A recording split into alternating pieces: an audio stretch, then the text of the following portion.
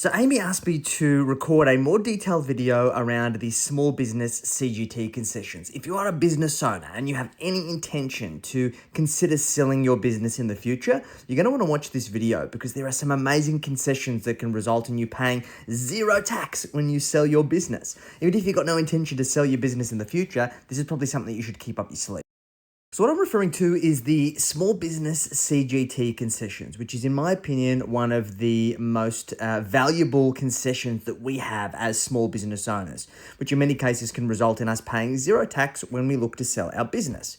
Now, there are a number of eligibility criteria which essentially can significantly reduce or remove all of your capital gains tax on sale. So let's run through it.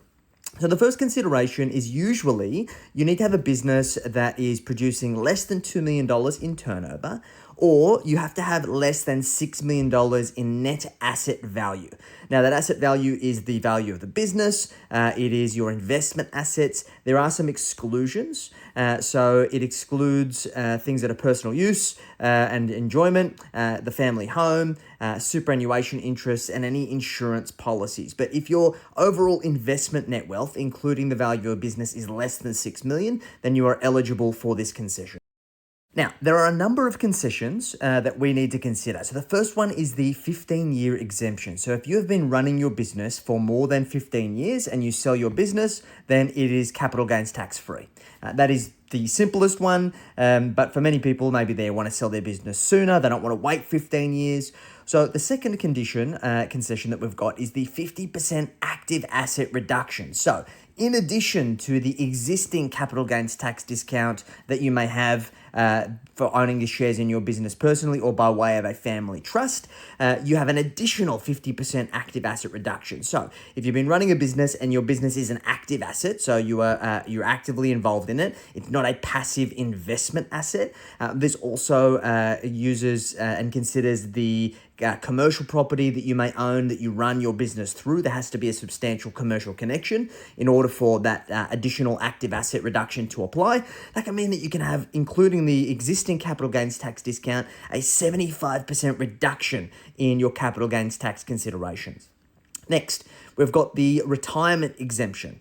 So if you are over the age of 55 and you contribute those funds to superannuation, then you have the ability to have any of those contributions exempt for CGT.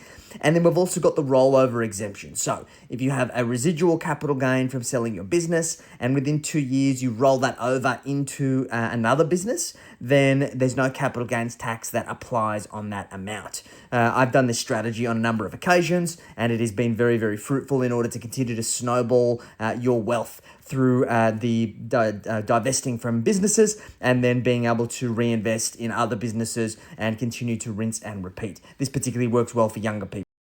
Now, there is a workflow that we go through when we consider this. So the first thing is, are the basic conditions satisfied? So we've sold our business, it's an active asset, we're not dealing with investment properties or passive investments here. Then we look at, if it's no, you don't qualify. Do not pass go, do not collect $2 million. Then additional conditions satisfy the 15-year exemption. Have you been running for 15 years or more? If no, we offset any capital losses against the capital gain, and then that provides us with our assessable capital gain.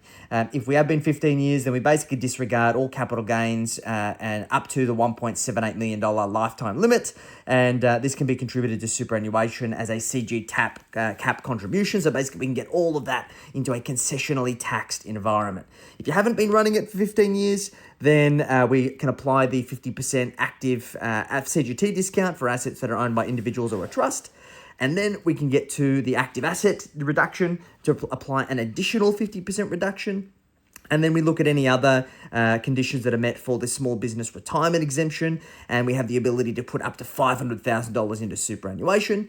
And then lastly, we apply any additional capital gain minus any of the small business rollover concessions that may apply. So myself and Eddie here, we think this is a phenomenal strategy if you're a business owner. So if you want to find out more, jump into my bio, complete the financial performance scorecard. And find out more, feel free to reach out to us and let's have a conversation. The better you prepare for these concessions, the more lucrative the benefits are going to be. So I hope this helps.